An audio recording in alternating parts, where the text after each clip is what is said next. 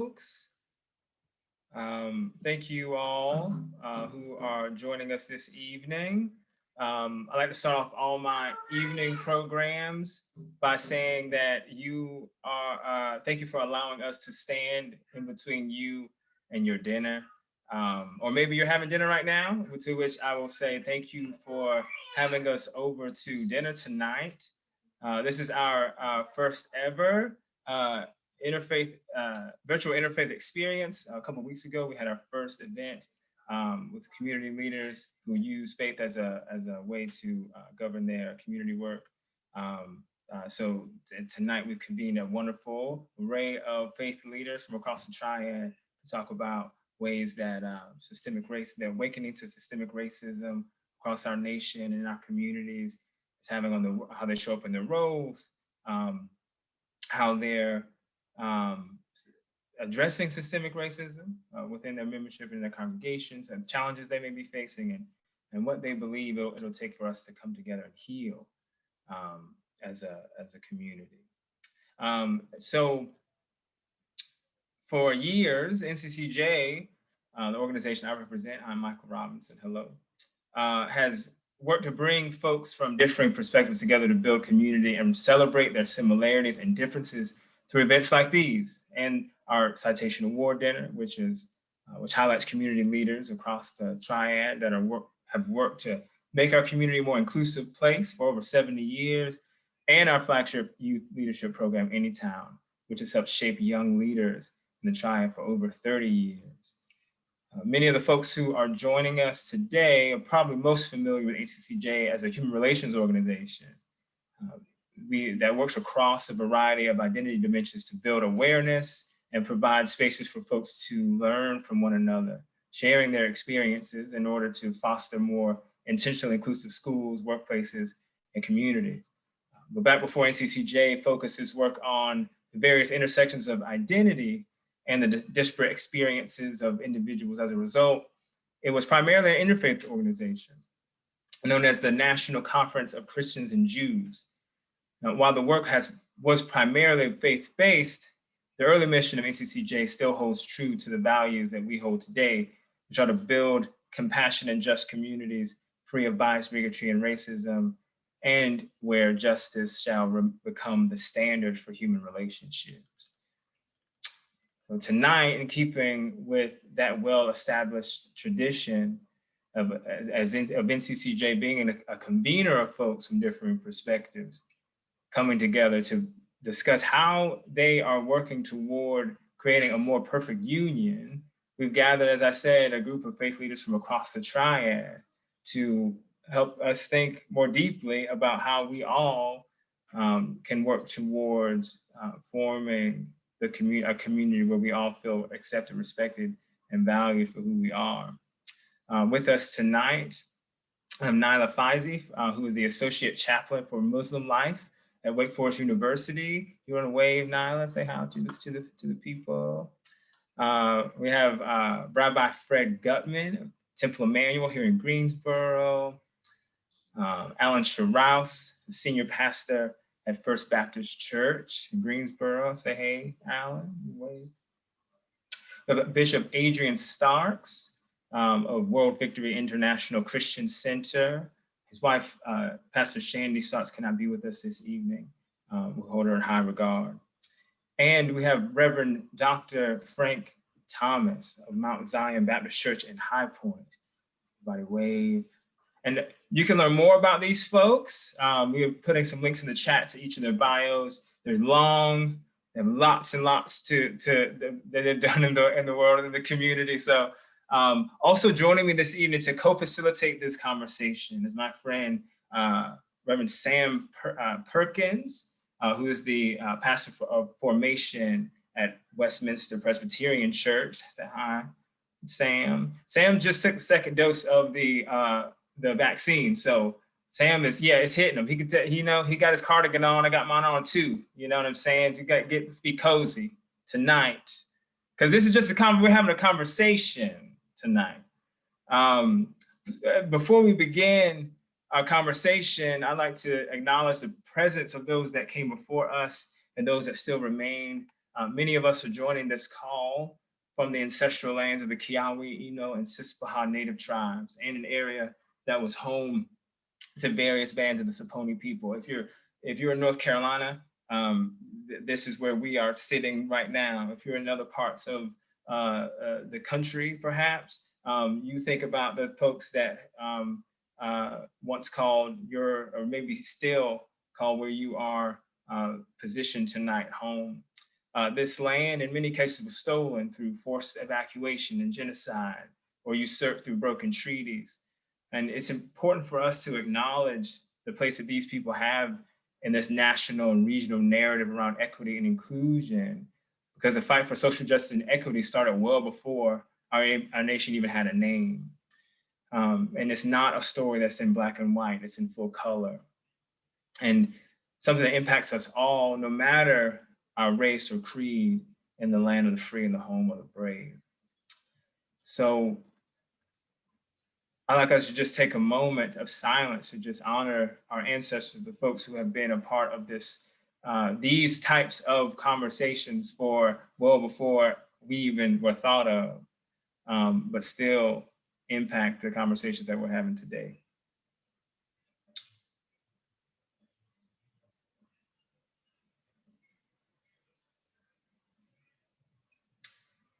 Thank you all. Now, you may be challenged by some of the things you hear tonight, because we've asked the panelists to show up authentically, to provide their unvarnished perspective of the issues and potential solutions to those issues. Now, it's not our intention to place shame, blame, or guilt. It is our goal, though, to have you think deeply and critically about how the topics we're discussing impact you and those around you. So we ask you to listen deeply, which means setting aside judgment and leaning in with curiosity, and to listen with open minds and open hearts. While the folks that we've convened here tonight are faith leaders, they are not monolithic representatives of their faith tradition, right? They don't speak for their entire faith or other people who in their community who worship alongside them. So we ask you to bring your questions. We'll have a portion towards the end where we will have questions, open up for audience questions. Feel free to ask those questions throughout the evening. There's a Q&A function on your Zoom, and you can also ask those questions directly in the chat. We'll be having one of our colleagues monitor that. But I ask you to ask questions that are thoughtful and worthy of the individuals that we've asked to be a part of the conversation this evening. So with that, I'd like to begin our conversation. So I'm going to open it up to folks to introduce themselves in a moment. But you know, this past week we marked the 1 year since the coronavirus was named a global pandemic, upending all our lives. You know, March 13th, right, just a week and a half ago, marked the 1 year anniversary of the shooting death of Breonna Taylor, which, along with the murders of George Floyd and other BIPOC individuals in our country at the hands of police, has brought about an awakening of systemic racism and calls for justice and redress that is causing us all causing a reckoning for us all, an accounting of things. This past week, we just saw two instances, one in Atlanta and one in Boulder, Colorado, of mass violence, mass gun violence, right? And so as you all introduce yourselves, and I'll call on each person to introduce themselves and share a little bit about where they're from, you know, how their association. But I'd like you to share with those joining us tonight, with all that's happening in the world, where are you finding and maintaining hope for the future? I'd like to start with Nyla. Nyla, would you care to introduce yourself, and where are you finding hope in times where we're still facing such turmoil? Sure. So good evening, everyone. And thank you so much for having me, Michael, and for giving me this opportunity. As Michael said, my name is Nyla. There is a J, but it is silent. I'm the Associate Chaplain for Muslim Life at Wake Forest University. I was born and raised in North Carolina, so I identify very much with being a North Carolinian, with being Southern, and all that that entails. I went to high school in High Point, and I currently live in Winston-Salem with my spouse and my daughter. Because I work in a college campus, I would say that where I'm finding and maintaining hope for our future is really with those young people that I work with. You know, the passion that they have to try to fight for a different future than the current present that we're all experiencing is what gives me a lot of hope. The fact that when these difficult things happen, they don't shy away from conversations, but they lean into them, right? They ask, you know, where can I show up here for my fellow Black students? Or what can we be doing differently? What types of conversations should we be having to make sure that these things don't continue to happen for future generations? That's really where I find my hope, is in them. And that's what I love about working on a college campus with young folks, is their ability to still be a little bit more idealistic about the future that they want to have. Thank you, Nyla. Bishop Starks, let me introduce yourself. How are you finding hope these days? Good evening to all. I'm Adrian Starks. I'm the senior pastor of World Victory Church here in Greensboro. And I am the happy husband of one wife and father of 5 daughters. And so if you do your math, you realize that I'm the lone ranger in my camp. And that's the reason why I lean in on my massive Shih Tzu, who is a male, and he and I bond together regularly. I think it's important for you to know that about me, because that is who I am. And authentically is how I seek to minister to every sphere that I have access to. Not behind the veneer of some mysticism, if you will, that relegates me as untouchable.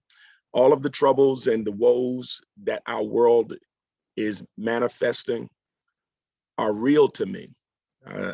They touch my life as they touch others. Part of the way that they do is the people who I serve on a constant and a weekly basis, sometimes daily basis, come to me with questions similar as you've posed. And I wrestle with those, I grapple with those. I try to understand where we can affect change. The book of Isaiah talks about gross darkness arising, spreading through the land, but then there's a time that we must arise and shine. And I think that that is commanding us to be light and to anticipate or expect the emergence of light. I refuse to be drowned out by the gross darkness that pervades the earth. I believe that there is hope for tomorrow, and I don't believe that I'll ever change. When we see the effects of mass killings and how it's impacting our young people, I've got to rally around them and speak life, speak hope, even when it's a big pill for them to swallow in terms of believing it, because the evening news seems to be perpetually negative. I still believe that much of the good that we can point to, it's come in time. And we've got to hold on and believe that in the passage of time, things are going to get better. Thank you, Bishop Starks. Thank you. Reverend Frank, Pastor Frank, how about you? Thank you, Michael. I'm Frank Thomas, serve as a pastor of Mount Zion Baptist Church in High Point. I've been pastoring there for 12 years. I've been in North Carolina for about 17 years. I served in the military, in the Army for 25 years. I've been a ordained preacher for 35 years. I just celebrated my 57th birthday, and I've been Black all my life. And that's what gives me hope.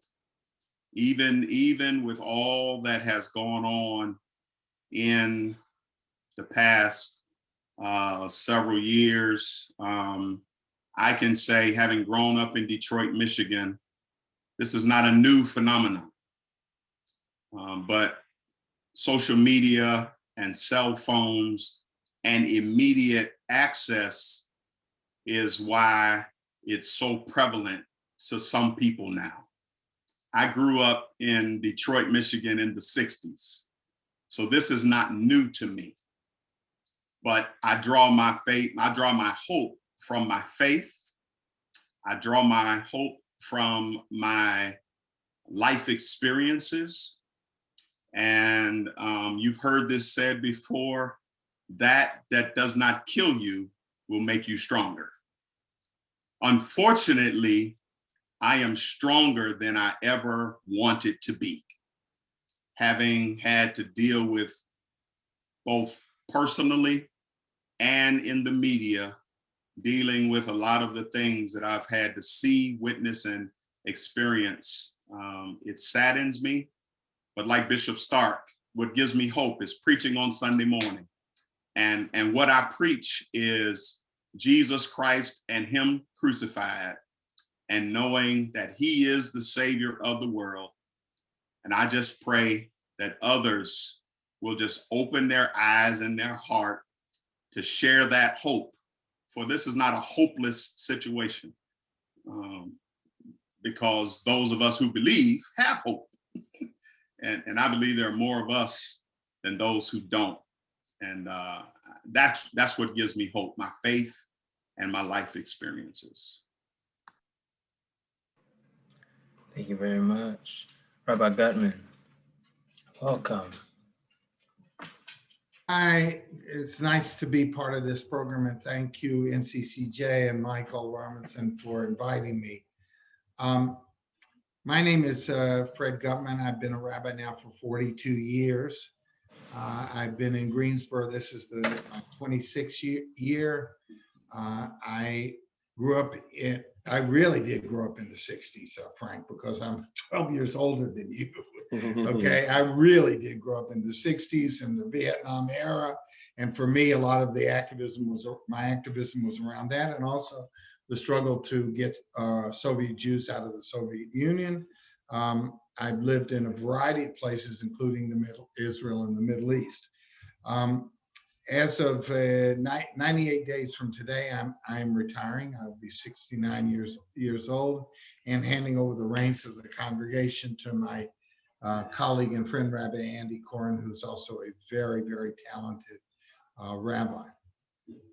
When I think about the things that give me hope, I really do feel that there is a understanding now among a large segment of the country that the virus that we have is not just COVID-19, okay?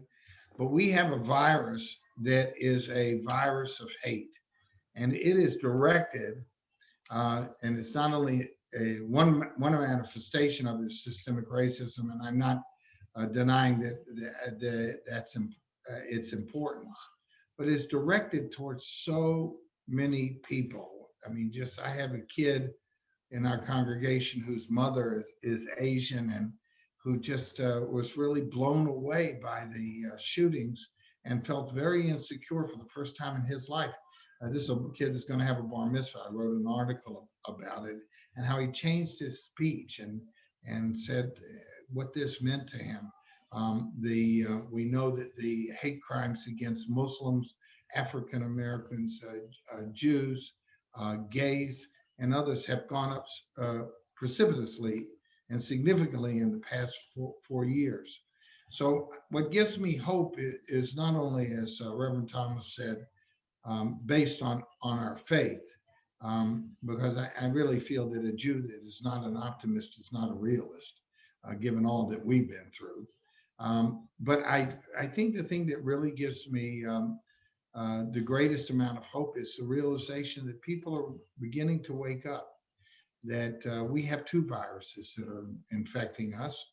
One is the virus known as COVID-19 or the coronavirus, but the other is a virus that's been unleashed on us and made significantly greater in the past 4 years. And that's a virus of hate. But I am somewhat hopeful.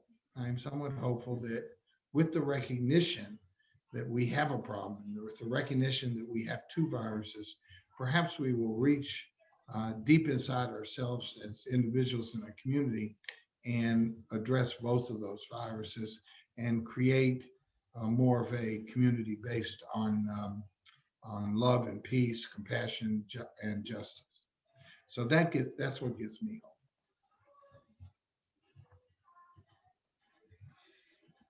Thank you so much, Rabbi Guttman. Pastor Allen, and then Sam. Thanks, Michael and NCCJ and Ivan for the chance to be a part of this tonight. I'm Alan Sherouse, and I'm the pastor of First Baptist Church in Greensboro. I want to greet you all on behalf of our congregation at First Baptist.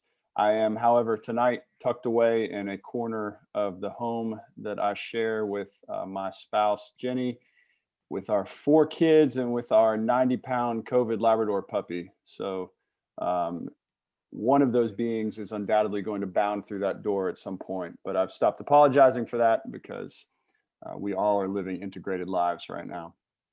Before we began tonight, our panelists were discussing the vaccine, and certainly that is hopeful in its own right. And I want to talk about the vaccine around this question of hope and also some of the complexity of that hope. When I was privileged to be vaccinated, I thought of my good friend, Dr. Rebecca Dover Wilson, who is a doctor of nursing practice and is also the daughter of a beloved father, Randy, who died because of COVID and its mismanagement. And Randy, who's a great friend of mine as well, and my wife, Jenny, he died 3 days before we celebrated the holiday of Christmas. And that very day, his daughter, Dr. Dover Wilson, got her automated email from her hospital system inviting her to come for her first vaccine appointment the very next day. So she walked in, and the excited nurse administering the vaccine said in every well-meaning way, "Isn't this exciting?" And Rebecca said very graciously, but very honestly, well, it's complicated. And I think hope is complicated. It is grievous, it is painful, and it must have space for all that we have lost. This week is the anniversary of the assassination of the Salvadorian Archbishop and liberation theologian Oscar Romero, now Saint Romero, who once said, "There are some things that can only be seen through eyes that have cried." And in Christian tradition, we are coming toward what we call Holy Week and the holiday of Easter and the hope of resurrection and new life. But those that in the biblical story, the Christian biblical story, those that are the first to see new life are also the last to weep at the cross and amidst the suffering. And I think that's how we experience hope, is through those tears. And that's how I'm experiencing now, with the tears and the laughter both. And in our conversation tonight, as we talk about this virus of racial injustice and especially its iteration in our current day, that also begins with our grief over the realities of injustice and bigotry and racism as we know them. And I think I'm drawing hope on the ability that I see from so many of us to hold all of that together at once and to acknowledge not only the possibilities of hopeful growth and liberation and justice, but also the realities and the grief of all that we've lost at the same time. Thank you all. I'm glad you're finding hope in this time. I'm finding hope in these conversations, and we're certainly going to need a lot of conversation. We're certainly going to need a lot of hope as we move forward, as times continue to be difficult and uncertain for so many of our community members. And I think it's fair and clear to say that we've all had to adapt, right, in several ways over the past 12 months plus. And one of the things I've been adjusting to is that the topics and themes we normally focus on from the pulpit or as part of our scheduled programming, just on occasion are now things we're talking about on a consistent basis, sometimes week in and week out. And I've also done some hard thinking, some introspection, some retrospection, and a lot of that's caused me to really do things differently, hopefully better, but certainly differently, and that's in both my personal practices and those as a faith leader. And so I want to throw out a question to Frank and Adrian here.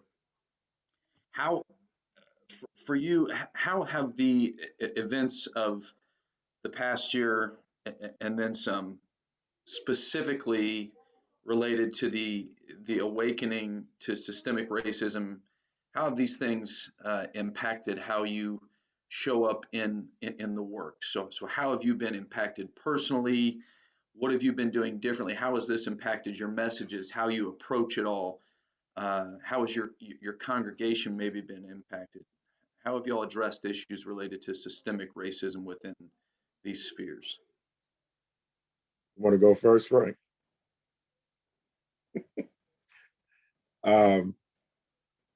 It has impacted greatly.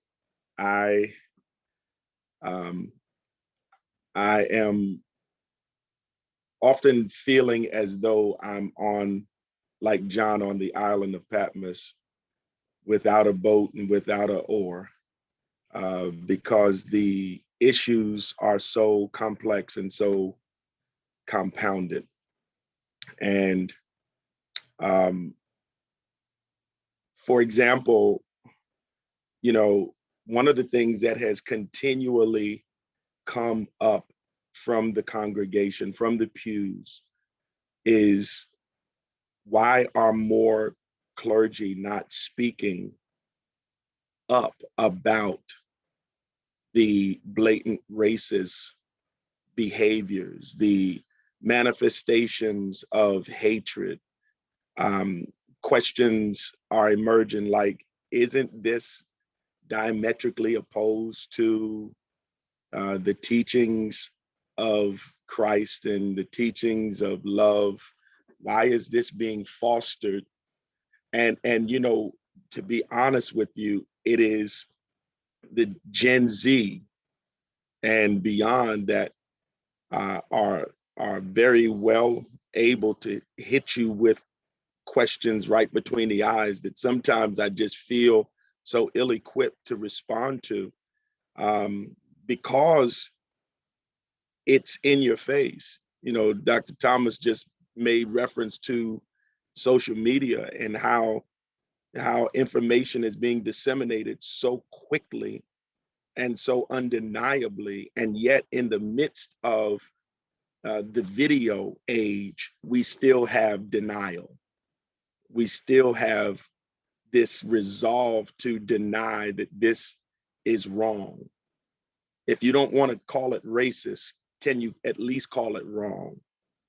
And I think that makes it even the more challenging. I think it demands one of the scriptures speaks of the apostles in their prayer saying, Lord, take heed to what their threatenings are. Now give your servants boldness. I have been praying for more boldness to speak to respond to the issues, because again, some of it is centered in matters of theology and faith. I mean, when we look at the insurrection, and some people would take issue with it being called an insurrection, but I can't see how what took place on January 6th can be called anything but an insurrection. And we know that if that were a mob of Black people,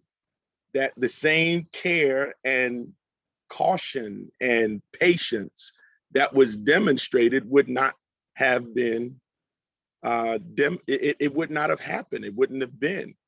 And I can't ignore those factors. And so I have to pray, God, give me boldness to not only preach, but to even prophesy. Give me boldness to step into spaces that I might not be embraced, maybe not even understood, but let me still say it because it needs to be said, and show me how I can make a difference. And so that's where I've been. You know, I'll drop this on you, and I wrestle with the way guns rise so quickly to shoot people of Black and brown hue, but there's great restraint otherwise. I look to Aurora, Colorado, in the movie theater where the gentleman goes in and cuts down 12 lives, maims 33 others. I come back to Boulder, Colorado. You kill 10 people, and yet these individuals walk away. And that same kind of trigger control is not evidenced in Atlanta, where a gentleman is running away and he gets shot in the back. In South Carolina, where Walter Scott gets shot in the back, both of them without weapons in hand. Philando Castile, he is following their instruction, and yet there's this fear and he gets shot. These are conversations that there is very little stamina to continue to have, but yet we see the video, and it's troubling. So I ask, give me boldness. Lord, give me boldness, give me strength.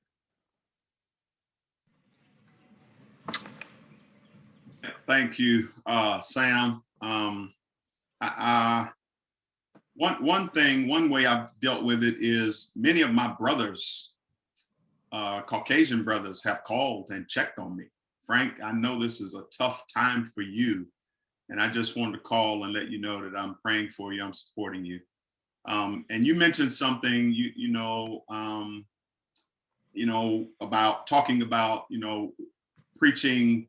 Seems like we've had to preach more about justice and injustice. Well, I would ask, isn't that what we should have been preaching all along?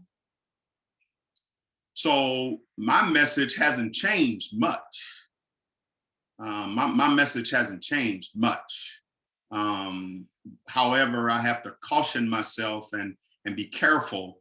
I don't know if I shared with Nyla, but I actually worked at Wake Forest for several years when I first came to North Carolina, and I had to, in the position that I was in, I had to learn how not to be the angry Black man on campus. Because of the position that I was in, I had to deal with a lot of people, and I was the only person at my level in my position of my hue. So I had to be real careful about how I came off to people. Likewise, in the pulpit, you're right. I have to find ways to tamp down my anger. But I will tell you, not just being a minister, I mentioned that I served 25 years in the Army, and I do believe that I served to protect and provide freedom for people to do and say whatever's on their mind, as long as it's legal and it's moral. So I do appreciate, and I try to give people room to speak their views, but I do have an issue, kind of to Adrian's point, about the whataboutism. For instance, we talk about what happened on January the 6th, and then there are those who flip it and try to talk about, well, what about Black Lives Matter? Well, the last time I checked, none of those people in those protests were doing what those people did on January 6th. Those people trampled on my democracy. And as a veteran, I have a problem with that. I have a problem with someone carrying the American flag in one hand and the Confederate flag in the other, trampling on the democracy and trying to hold up or stop the process that's protected by that flag. I have a problem with that. But in my preaching and in my teaching and in my answering questions of young people and old, I thank God for grace that He's given me. I pray every day for patience because I travel in some pretty interesting circles in High Point, and people often ask my opinion because many times I'm the only Black dude in the room. But they know now, don't ask me my opinion if you don't want it. But when you ask, be ready because I'm going to give it to you. So both in my preaching, in my community work, I try to be honest, I try to be transparent, while at the same time being understanding, again, from a veteran's point of view, understanding and compassionate of people who may have a view that's different from mine, whether it be political or Christian or whatever the difference is. I often share with people, let's agree to disagree, but let's not be disagreeable. Well, thank both of you for your boldness and for your honesty. I know for me, for my church and other community groups I'm a part of, this past year has brought up several challenges, some new, some existing that have kind of just resurfaced. I think most of all, it's caused us to really stand back and examine ourselves and how we as a church and just people in general fit into the current and the historical narrative of racism and intolerance in our community, and our ignorance and or our complicity in that. And it's been messy, and it's been confusing, and it's been discouraging. It's been convicting. There's been resistance and frustration, some expected, some unexpected. And there's also been a lot of good growth and some really substantive conversation and action. On some levels, I feel like we've run the gamut of emotion and have miles yet to go. And so for this next question, I want to start with Nyla, and then we'll move to Alan and Fred. But Nyla, I'm curious to know how this national movement for systemic change regarding racism in our nation has impacted your work. So have you felt called to adjust, redirect, refocus, either personally or in your institutional role? What are some of the obstacles that you've come up against that you didn't anticipate maybe, and how have you kind of navigated those, or maybe what are some of the truths that have been unearthed, and how have you faced those? So I'll start with, you mentioned how we try to fit in our religious communities into the historical and current narratives of racism and intolerance. And so I want to, sort of recenter that Black Muslims were the first community of Muslims in this country. So there were enslaved Black people who came to this country that were Muslim. And so racism to Black Muslims is definitely not a new thing. And so for a lot of, Black Muslim communities and Muslim communities in general, you're sort of aware in the back of your mind about this. But, for me, in my context, I'm dealing with students. Most of them are brown students who come from immigrant backgrounds. And so it's always reminding them about those historical narratives, that being Muslim in this country is not independent of the racism that our Black Muslim siblings are facing, and educating them about those things. So it's not so much a refocusing as it is a reminder for folks that, you know, these are issues that we need to work together to solve, right? Racism also isn't new to Muslims in a post 9/11 America, where we've experienced the racialization of religion, and our communities have been targeted in different ways than the Black community has been targeted in this country.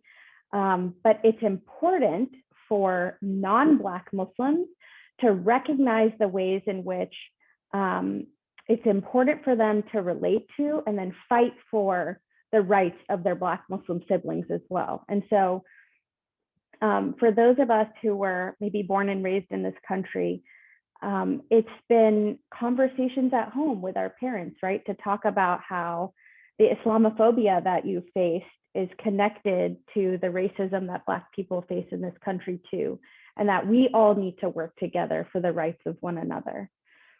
I'll say that as an institution, Wake Forest has, you know, made a concerted and intentional effort to establish a framework that we have for diversity, equity, and inclusion. And so the offices and departments on campus, even student organizations, are being asked to think more critically about the role that they play in this and how they can intentionally, you know, make differences and strides to have more equitable and inclusive environments. It's a challenging process. I mean, as Reverend Frank mentioned, the challenges of being maybe the only Black person in the room. I know that there are still people at Wake Forest who are facing those challenges. So that's change that's not going to happen overnight, obviously. And I would say, you know, that's probably part of the obstacles that I've come across, not so much in my personal community with my Muslim students, because they're extremely receptive to this. I mean, it's not even that I have to bring it up sometimes as much as it is my students coming to me and saying, you know, we need to be having conversations about this. We need to be doing more. Who do we need to partner with? What else can we do? But on an institutional level, it's very challenging when these structures and systems have been in place for so long to benefit white people. And they say they want change. They say they want diversity and inclusion, but they don't know what that means. And when you push them to institute it on an institutional level and to say, okay, well, what are your hiring practices? Why are there mostly older white men in the C-suite of this organization? That's when the rubber meets the road for an institution. You know, I found that in meetings that I'm in, I'll be transparent in saying that I'm on a diversity and inclusion committee for my section of the university. And in meetings that we have about diversity and inclusion, sometimes conversations come up around prioritizing majority, which is code for white students at Wake Forest. How do we teach them? How do we educate them? And it often takes the Black and brown people in the room to say, well, how are we supporting our Black and brown colleagues? You know, what are we doing for them? And it takes a recentering, and then there's a lot of, you know, sort of defensiveness that comes into play. So that's some of the main obstacles that I've really faced in this work on an institutional level. Thank you for that, Nyla.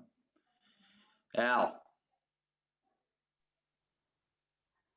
Well, I resonate with so much of what has been said, especially Dr. Thomas, as you were speaking, you were referencing your white brethren who have called you in particularly grievous situations. And I remember one such call that I made to one of my Black brethren and a fellow pastor here in Greensboro.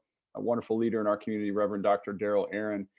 And I called Daryl. It was after the police shootings and killings of Alton Sterling in Louisiana and Philando Castile in Minnesota. And I called to just convey my friendship and support and prayers for whatever way that was particularly affecting him. And I also moved to begin talking with him about how I plan to respond to that in the pulpit that week, and a commitment to speak the truth and tell it like it is, right? And I was really geared up, and he listened to me for a moment, and then he finally said, "Well, Reverend, you do preach the gospel every week now, don't you?" And it was an awakening for me of the reality that I get to choose when I speak about this. And to some degree, I get to choose when I'm affected by this, at least consciously. I recall how Reverend Barber spoke at a rally after the police killing of Keith Lamont Scott in Charlotte.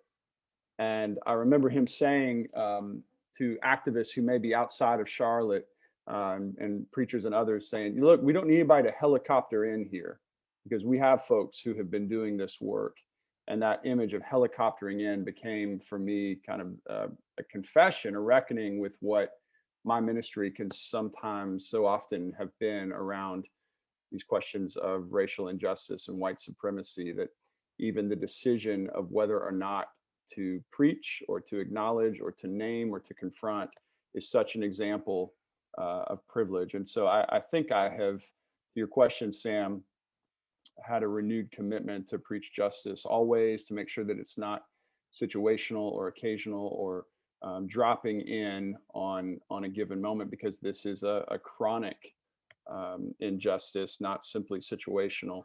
My church values a free pulpit, meaning I discern what the Spirit of God is moving in me to say, but that often prompts conversation because all of our voices are valued, and preaching is not a monologue, and leadership's not a monologue. It is a dialogue, it's a conversation.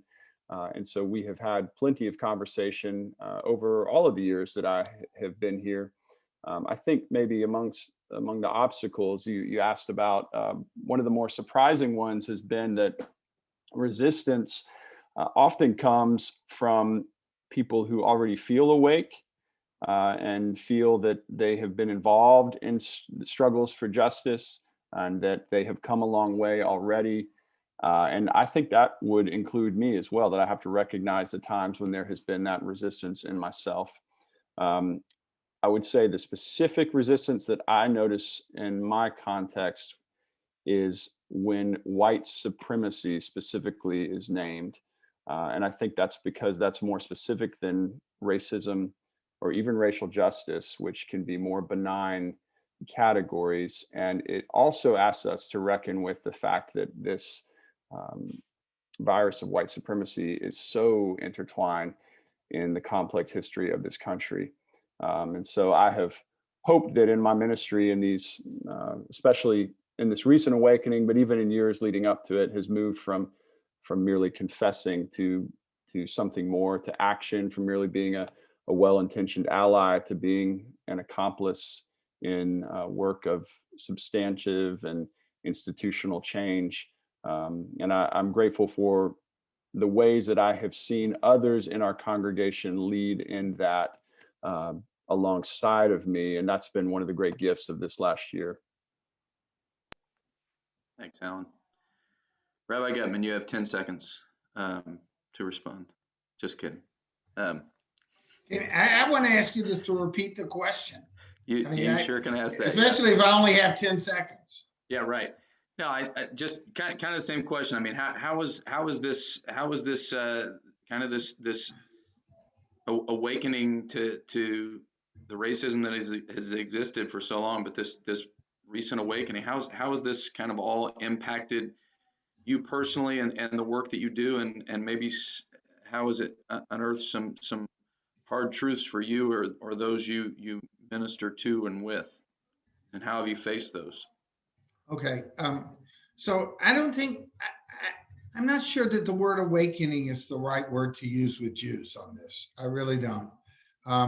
Because our congregation, first of all, there has been no pushback on the rabbis. And we've done a lot of stuff. Okay. This is, and we've done, I mean, we've had we've had teen dialogue programs with Mount Zion here. We've had visiting scholar, Dr. Marshall Chatelain, who was the professor of history and African American studies at Georgetown. We had a conversation with Reverend Javon Johnson here during the Black Lives Matter protests here. We recently just finished a study with a professor from High Point of African American Studies of Martin Luther King's letter from the Birmingham jail. Every year we do a special service dedicated to the memory and the teachings of Dr. Martin Luther King. I've had no pushback because people want to do this in our congregation. They want to know what they can do. So we have a special subcommittee now dealing with criminal justice reform. We have another special subcommittee that has dealt with immigration issues. And we actually, if you want to have an awakening experience, we went to the immigrant internment center in Lumpkin, Georgia, where most of the people we talked to were Black and brown, by the way. And there's 2,000 people incarcerated there who didn't do anything other than want to come to this country. So we've been doing a lot of things, and I think that part of this comes out of the fact that we Jews are celebrating Passover, the festival of Passover, Saturday night and Sunday night, and there's always this idea that history becomes memory, that we're not just studying the history of Moses and leading the people to freedom, but that's our memory. In other words, I can remember crossing with my kids the Red Sea over to freedom. I can remember the blows of that occurred to me when I was a slave. And then by educating our children of a particular fact, then we also make the jump, and it's not such a terrible leap to imagine, from the idea that even though we're free, as long as others are not, okay, and as long as others are suffering, we cannot be satisfied. So we are very involved in lobbying, both with kids and adults, for example, on voting rights now in Washington, D.C., with contacting congressmen and senators, or the congressman right now, to be honest with you. But we are contacting senators. We're trying to make a difference. Locally, I think that there's a lot of questions for those who live in Greensboro that we need to be asking. I shared this with Michael Robinson before. 3% of the contracts that went to build our Tanger Center went to minority-owned contractors, only 3%. We're about to spend $300 million on school construction and reconstruction, so to speak. And nobody said, in my opinion, very few people asking the question, how much of that should be set aside for minority-owned contractors and businesses? Because as Maynard Jackson, the mayor of Atlanta, showed when he was rebuilding the Atlanta Hartsfield Airport, that by creating additional economic opportunity, we can lift people out of poverty. Here in our town, okay, there are 2 zip codes that consistently rank the worst in all outcomes regarding poverty.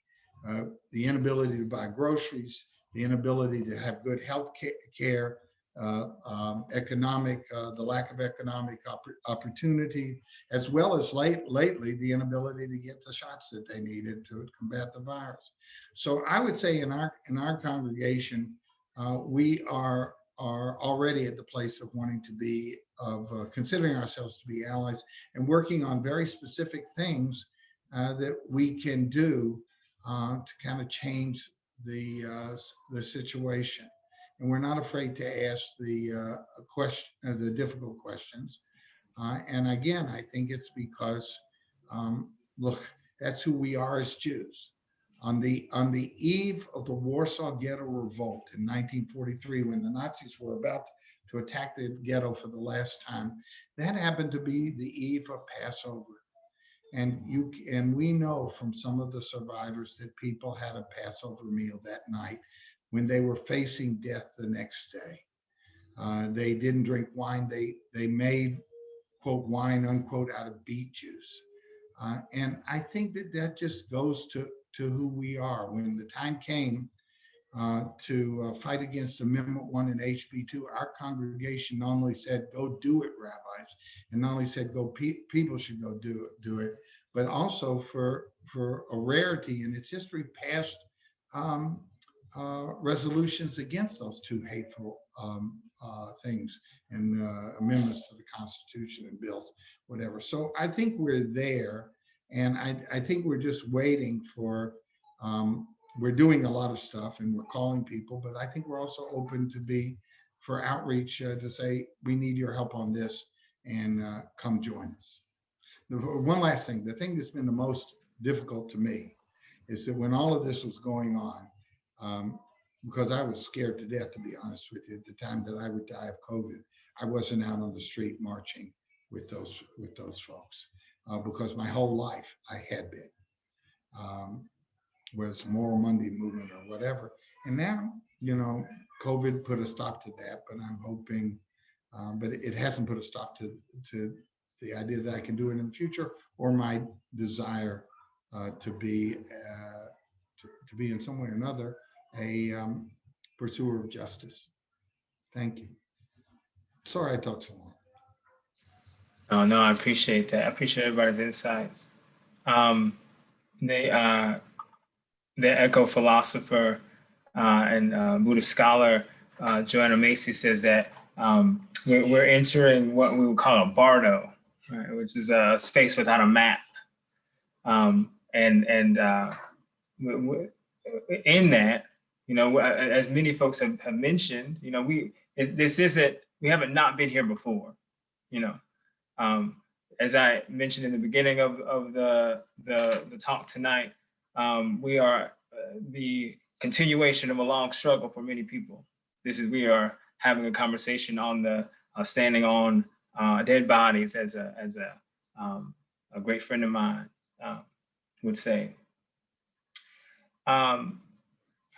There have been several attempts to reconcile, to make amends, to heal the fissures of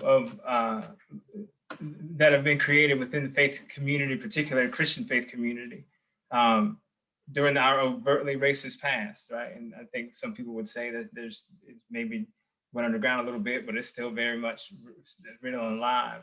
And that those movements to reconcile, right, have still resulted in what Dr. King, he's often quoted in saying, is 11 o'clock on Sunday morning is one of the most segregated hours in America, right? I think that's still perhaps the case for a number of different reasons across our communities. And so while we grapple with how to heal the trauma of racism and move forward, the new vision that values Black lives and those of marginalized masses in our country, I have one more question I want to ask you all, then we're going to transition into our Q&A. I have some really great questions from the audience that we'd like to offer up for you all to digest. We talked about hope. We talked about how this is impacting us, how we're shifting and changing, perhaps redirecting our focus and our work. But what do you think it'll take for our nation and our communities to heal and transform the divisions that seem to be ripping us apart? Who needs to be involved in that? And quite frankly, how do we move past sort of interfaith solidarity to interfaith collective action? How do we start to see folks come together and really do some of the things that Rabbi Guttman was referring to, right? Really moving the needle on some of these systemic issues that we see that are plaguing our communities. I want to start with Reverend Frank for this one, and we'll go around, and then we'll open it up for Q&A from our audience. Go ahead. I think it's pretty easy, Michael. In the way you asked it, Scripture is clear.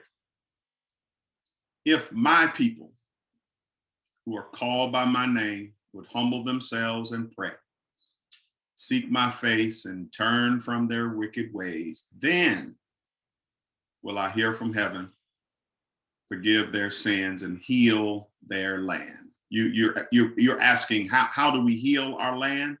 I think if more of us, God's people, his people, those of us who claim to be his children, those of us who are the called out ones, would do more, then I think not that we aren't doing enough. I just believe that if we are to be a nation, so to speak, based on and started with Christendom, if you will. We're supposed to be a Christian nation, right? Well, if we're going to be a Christian nation, then why don't we just be a Christian nation? And I know it's easier said than done because of because a lot of things that have happened in our past were justified with Scripture. Slavery was justified with Scripture. And I often teach this. I believe that if anything you want to justify and condone, you can find a scripture in the Bible that talks about it. However, just because the Bible says it doesn't mean the Bible teaches it. The Bible says that Cain killed Abel, but the Bible teaches thou shalt not kill. So there are a lot of things that the Bible says, but it doesn't necessarily teach. But I just think, lest I sound, too much like I'm in theology class, I just believe that if we would be who we claim to be, we would be better off. And I love this conversation, but we all know that there's so much more. I think, I don't remember who said it, but basically I just wanted to share this. Our mission has never changed. Our mission has not changed. Just the circumstances and our condition has changed. The mission has not changed. If we would just do what we talk about, preach about, teach about, that would help. That would move the needle. But the outcome is not our responsibility. Our job is the input. God's job is the outcome. Thank you, Reverend Frank. Pastor Allen, how about you? Yeah, on the question of change and justice, I would contrast or at least want to complicate the relationship between justice and other things that I think many of us, particularly in majority white culture, are drawn to.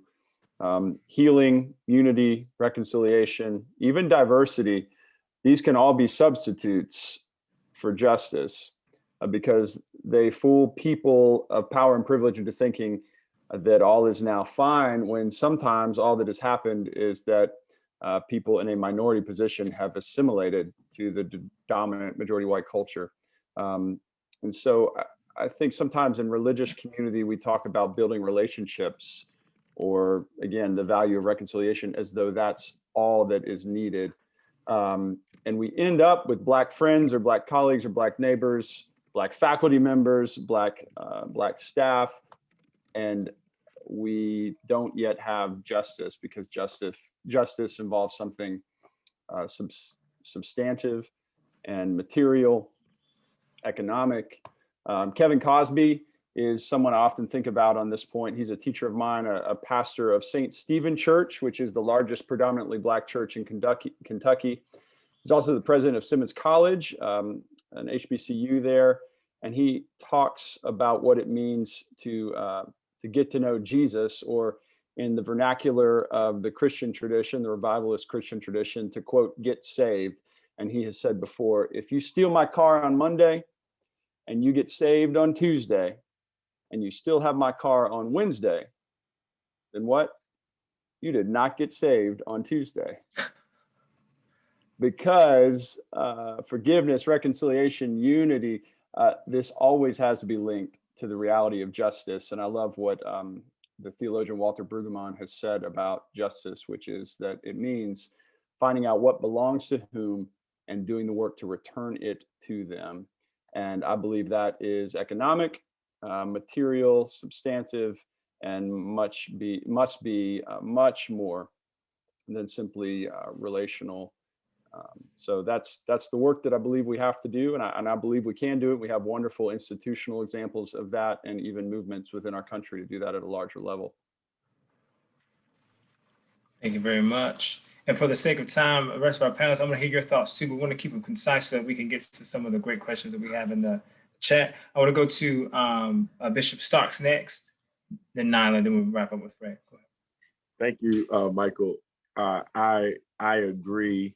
I want to kind of leverage what Frank said with the scripture of if my people, which are called by my name. There's a part in there that says, humble yourself.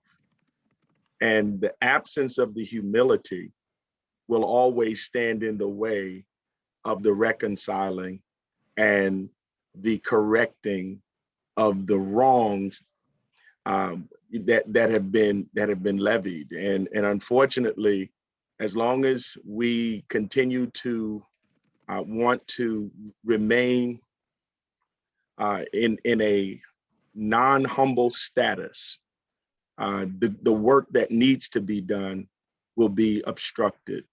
I think I would add to that, in order to bring about the healing and the change, we have to love.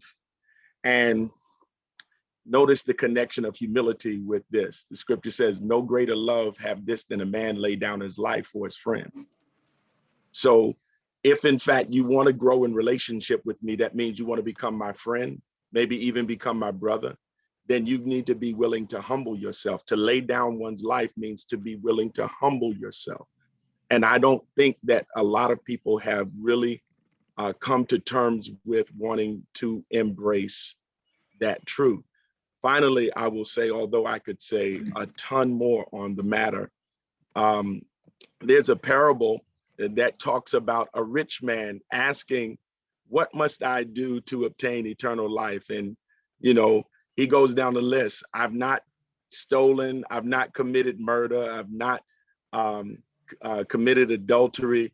And then the last thing that Christ says to him is, go and sell all that you have and give the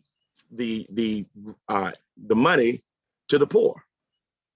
And the Bible says that he heard this and was grieved. He was cut in his spirit and walked away, never looked back, never followed Christ no more. What is that saying? It's what Alan just said. Justice involves economics. And the people who tell you that they love you, the people who tell you that they want to be your friend, the people who tell you, I'm sorry that this has happened to you. If you really want to prove that you really mean what you say and that you love and that you will humble yourself and you will deal with the economics of the issue, the condition cannot be rectified without dealing with the economics. Thank you, thank you. It's beautiful. Nyla. Sure. So I'll just follow that. I'm so glad that you brought that up, Bishop Starks, because it's so important to this aspect of privilege that Reverend Allen is talking about, that you literally have to be willing to give up your privilege in order for us to heal. You know, we have this idea that, oh, if we have equity, right, we'll all like be at this place where we can all enjoy the things in society. But no, justice is literally some white person in a room willing to say, maybe I shouldn't take this job because a Black person should be here instead of me.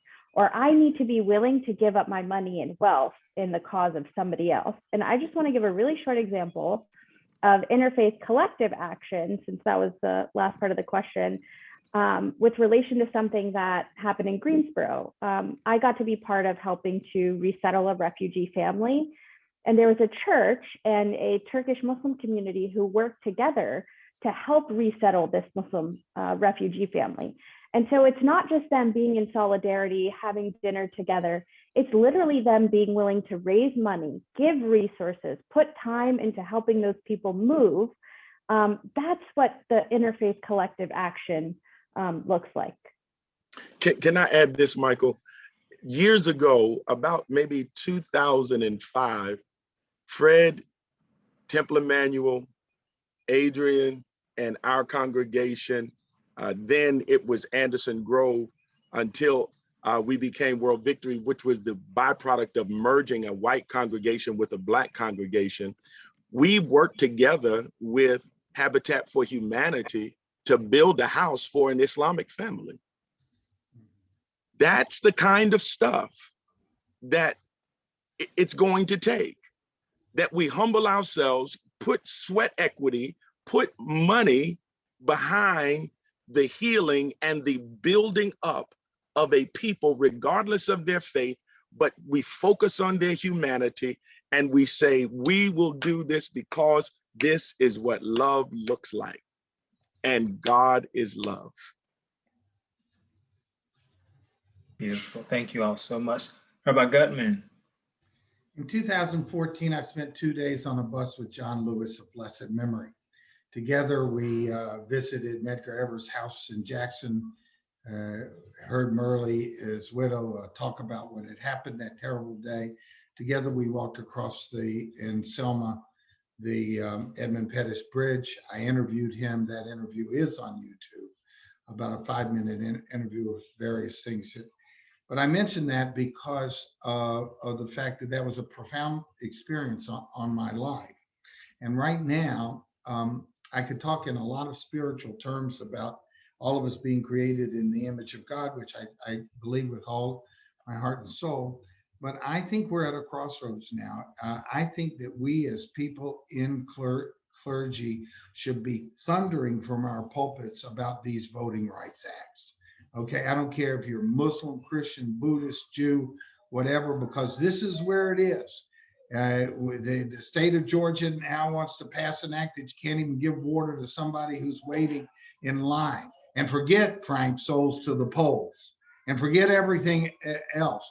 If we don't turn back these 250, okay, these 250 attempts to curtail voting rights, then Jim Crow will become James Crow Esquire and will be ruling this country at least to the year 2032. This is the ball game, folks. I often give out, tell my people in the congregation when there's something like this important, take your cell phone and put this number in it, 202-224-3121. Why is that? Because that's the congressional switchboard. Guys, if we don't defeat these efforts at voter suppression and pass the John Lewis Act and the other Voting Rights Act that is up before the Senate and the Congress now, this country will not recover for at least 10 years. And I don't know if I'm going to be alive in 10 years, but Nyla, you will, okay? And my children and grandchildren will be alive. And this is key as far as the world and the country that we are going to live with them with. Either it's a country where every person is valued as a child of God and because of that has the right to vote, or it is not. And therefore I come back to it. I think we in congregations, including Westover Church, okay, we need to be thundering that message from the pulpit right now, because the whole ball game, the whole enchilada, the whole matzo ball, it's all at stake now. Thank you all. Thank you all for a wonderful conversation, wonderful thoughts. I think you've given so many of us more to think about, inspiration. We want to I'm going to turn it back over to Sam, who's going to offer some questions from the audience that we'd like you all to respond to. So go ahead, Sam.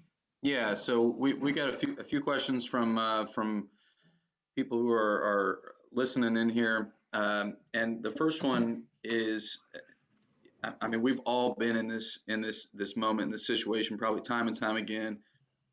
We're in a conversation with another person, and we don't hear a word they said beyond the thing that triggered something, and all we're thinking about is what we're going to say next, how we're going to respond. So the question that this person is asking is, how do we encourage others to listen to one another rather than thinking of only how to respond?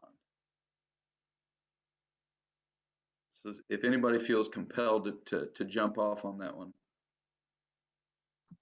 I think I mentioned that a little bit about, people often try to the whataboutism, what about this, what about that, and playing that kind of what about ping pong. I don't know. I know I've been to a seminar and I often teach it, the art of listening, or how to be an effective listener. And I'll just say it this way, real short. God gave us 2 ears and 1 mouth so we can listen twice as much as we speak. Or another thing we can do, Sam, is don't think of a response. Don't think that you have to respond every time someone says something. Yeah. One of the most effective things, I know for me anyway, one of the most effective things I can do as a pastor is just listen. Mm-hmm. Many times people don't want any advice. They don't want you to say anything. They just want you to listen. A compassionate ear will go a long way. Just listen. Yeah. Thanks, Frank. Anybody else want to chime in on that one, or did Frank knock it out? He did a phenomenal job. I just will add that we need to resist the need to be right. Resist the need to be right. If you can fight that feeling, you position yourself to hear more holistically. There's a lot of sound waves that are in our surroundings, our immediate surroundings, especially in this technological age, but we don't hear them unless we have acquired the frequency, unless we've tuned in to that frequency. There's a lot that's being said, but we have not acquired the frequency, therefore we can't hear it. Mm-hmm. And when you are determined to be right, you fail to reach the frequency. You fail to dial into the station as well as you need to. It can be a lot of static that is there, even though you're close, but you're not there, and it's right. Mm-hmm. It's because you have not positioned properly on the station dial. So, and that comes from the need to be right. Thank you for that. You're really preaching up in here to some of us. It's not just a letting go of the need to be right. It's also, and this is what I stress a lot with our youth, but it's being available to the possibility that you're wrong. So not just a need to be right, but also the possibility that you're wrong. Yeah. Well, I want to ask this next question. I'll just ask it. I won't give anything else. How do you navigate the belief by some congregation members or participants in your ministries that speaking out on social justice issues is political? So how do you navigate the belief by some that speaking out on social justice issues is political? Well, I've heard this before. And I guess maybe others of you would agree that I certainly hold a distinction between political and partisan. And we do not assume any kind of partisan uniformity in our community of faith. But I double down on the idea that that the gospel, in my case, or our religious convictions, do have political implications. And so I don't pretend to deny that, that is a real material political implication of, in my case, preaching the gospel. And so if it imposes on people in a political way, I think it's important to remember that Jesus died a political death at the hands of a political empire, Rome. And so if it's imposing on you politically, maybe that's part of what it is intended to do.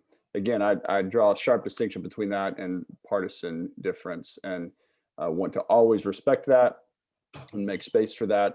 Not so long ago, I had a conversation with a prospective church member who clearly was, I felt, feeling me out socially, politically, and came to my office, and I fully expected us to find an impasse that we could not cross together. And I finally said to him, now listen, here's what I think about what you've just asked me, which was a divisive question. And I said, I don't need you to agree with me, but I want you to think about whether or not you need me to agree with you. And I'd never said it that way before, but that's become my framework.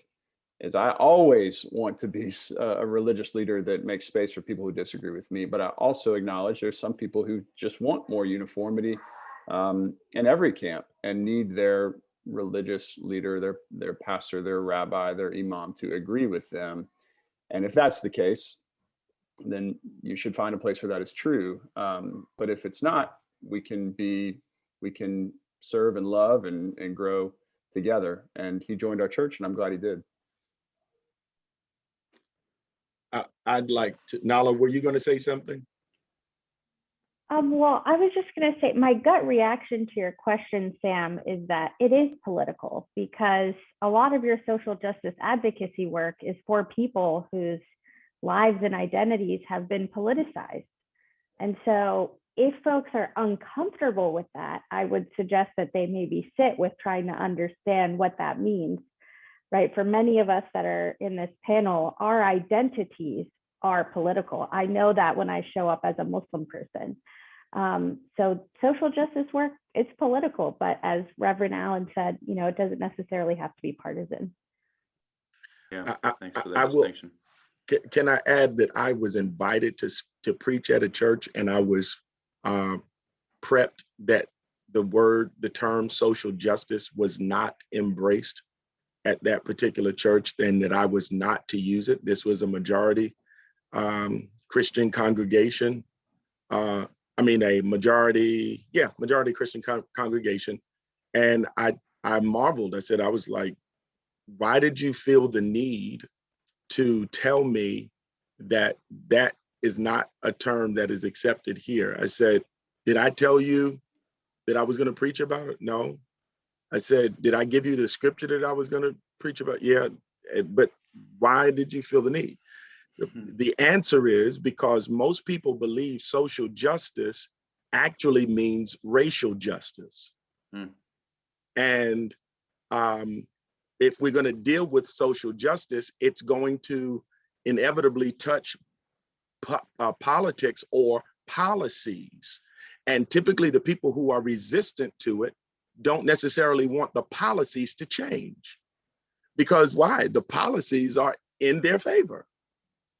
They're saying, listen, no harm, no foul. We're fine. Why change? The proverbial statement, leave well enough alone. It's fine for me. I don't feel any pressure. I don't feel any loss. I feel no lack. So why do you need to come and tell us about this situation that we're enjoying because we don't really want it to change? I'd like to just make a disclaimer that the place he was talking about was not Temple Emanuel. Okay. because when he came to and he preached from our pulpit and blew people's socks off, this rabbi did not tell him what I did. I asked you to speak about Martin Luther King.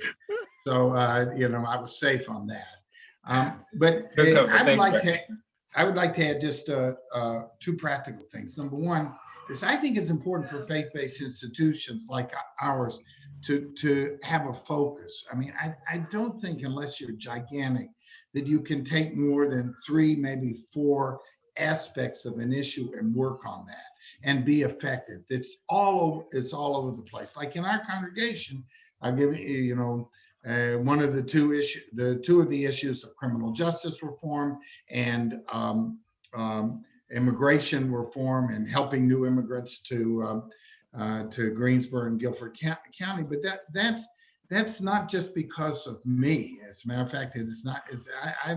I can preach or to teach on those things. It's because that's what the people in the congregation like, and they've come together as committees to work on those issues. So I think that it's not just what the preacher, the rabbi, or the imam says, it's what the people do and how well. One of the things that I like to think of myself as is I'm not only preaching to people, but I'm organizing them for racial justice or for immigration reform and whatever. But if they don't pick it up, I have to move on to something else that they will. Thank you all so much. Thank you. Wish we had time for the rest of the questions. So what we're going to do is we're going to pass those questions along to our panelists, and we'll get some of them to share their thoughts on the questions. There is that last question. I do want to get some thoughts on this one, right? So I see some folks are seeing it there. One of our panelists asked, assuming God's love equals a couple, a man or woman, or whomever united in love in marriage, would anyone, it seems like a very interesting question, but anyone be willing to give their son or daughter in marriage to the son or daughter of another of the panelists here present? They said that the audience member said a union that is interracial, interreligious to form a loving family centered on God, regardless of creed, race, or any other difference, will be the base for our society. What are your thoughts on that? I want to hear from Adrian because he's got 5 daughters. I didn't mention it, but I have 3 daughters and 3 granddaughters. So I am likewise surrounded by estrogen. Yes, sir. Well, it's so ironic because this question was not just posed to me by the person in the audience tonight. My children have posed this question to me. And this is part of what I meant when I said young people are incredibly likely to hit you right between the eyes with much of their questioning, their points of view, their insights. And I told them, I said, I want you to love and to be loved first and foremost. Mm-hmm. First and foremost. Do I want you to not lose sight of the faith and the principles of the faith as you were raised in this tradition? Sure.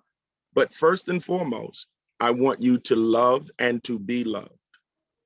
And that's my answer.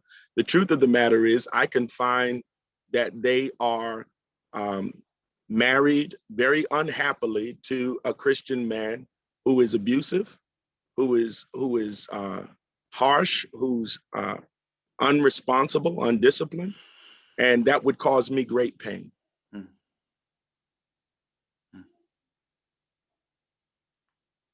Anyone else like to respond before we wrap up for the evening? I've shared with my daughter's suitors just 2 things similar to Adrian's question or answer. I've often just shared with them, I just ask that you love her and respect her. And if you can't do both of those things, you call me and I'll come get her. So you just call me and don't take matters into your own hand, because we're gonna have a problem. I'll just share that. But yeah, as long as love is the driving force, I have no issue, no question at all. Right. Well, I don't think I've been able to tell my kids anything since they were 3 years old. Okay?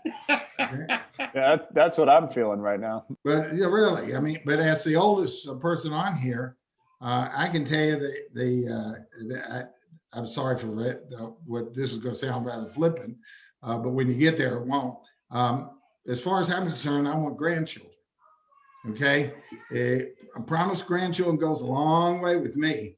And you know, like right now, I got a granddaughter in Israel. I haven't seen her in a year and a half. And I really want to see her. So you know, it's like my wife and I sometimes said if we knew how great the grandchildren stage of life would have been, we would have skipped past the parenting stage of children. So you know, I know it's a flippant answer, but I just love my grandchildren. Fred, I often say if I'd have known grandchildren were this much fun, I would have had them first. You're right. Wow. Wow. Well, they're not tuning in, Frank. Anyway, thank you all. Thank you so much, so much for your being a part of this experience, for being open, transparent, and for delivering what I feel has been a truly authentic conversation for our folks in our community to replicate, right? The evidence that we can have folks who have differing opinions, different backgrounds, who to have these sorts of conversations, because we have to have more of them in order for us to heal the community and heal our world. So I want to thank each and every one of you who are out in the audience for being a part and letting us be a part of your evening. Thank you, Sam, for being my partner this evening, co-facilitating this wonderful discussion.